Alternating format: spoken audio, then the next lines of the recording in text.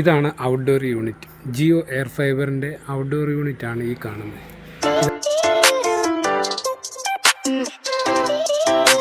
ഇത് ആക്ടിവേഷൻ നടന്നുകൊണ്ടിരിക്കുന്നേ ഉള്ളൂ. ഈ കാറ്റ് 6 കേബിൾ ഭിത്തിക്കുള്ളിൽ ഹോളടിച്ച് ഇതുവഴിയാണ് ഔട്ട്ഡോർ യൂണിറ്റിനകത്ത് നിന്ന് ഇൻഡോർ യൂണിറ്റിലോട്ട് കാറ്റ് 6 കേബിൾ പോകുന്നത്. RJ45 കണക്ട് അടിച്ചാണ് കൊണ്ടുവന്നത്. ഇതിന് ശേഷം ഇൻഡോർ യൂണിറ്റ് വരുന്നുണ്ട്. ആ ഇൻഡോർ യൂണിറ്റിലോട്ട് നമ്മൾ അതിൻ്റെ പവർ കൊടുക്കുന്നു. ഇതാണ് ഇൻഡോർ യൂണിറ്റ്.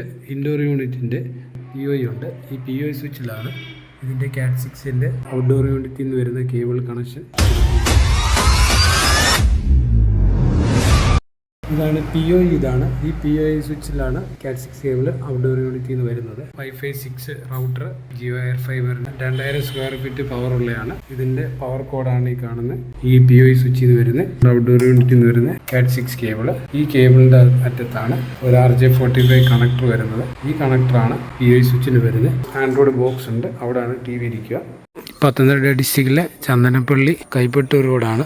ഈ റോഡിലാണ് എയർ ഫൈബർ ഇൻസ്റ്റാളേഷന് വേണ്ടി വന്നിരുന്നത്. കഴിഞ്ഞ ദിവസം നമ്മൾ ആ ഒരു വീട്ടിലും ഫൈബർ കൊടുത്തിട്ടുണ്ടായിരുന്നു. ഇപ്പോൾ ഈ വീട്ടിൽ നമ്മൾ എയർ ഫൈബർ കൊടുക്കാൻ വന്നതാണ്. അത് കഴിഞ്ഞ ദിവസം കൊടുത്തതാണത്. ഇനി നമുക്ക് ഇവിടെ വേറെ 2 വീട് കൂടെ ഉണ്ട്. അപ്പോൾ അതാണ്.